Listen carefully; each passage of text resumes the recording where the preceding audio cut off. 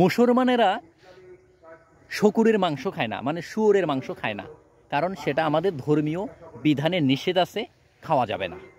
আবার হিন্দুরা গরুর মাংস খায় না, কারণ তাদেরও ধর্মীয় বিধানে এটা নিষেধ আছে। আবার তারা গরুকে পূজা করে, গরুকে তারা সম্মান করে। কিন্তু এই মুসলমান এবং হিন্দু তারা উভয় আবার ঘুষ খায়। এই মুসলমান আবার হিন্দু তারা উভয় আবার সুদ খায়।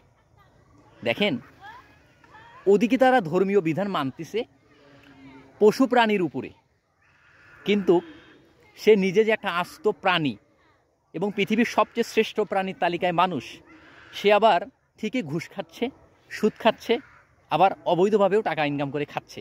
এটাতে তাদের ধর্মের কোনো কিছু যায় আসে না, তখন তাদের ধর্মের কথা মনে থাকে না, তারা ধর্মকে স্মরণও করে না। এটাকে বলা হয় যে নিজের সুবিধা অনুযায়ী ধর্মকে ব্যবহার করা এবং লোক দেখানো ধর্ম পালন করা।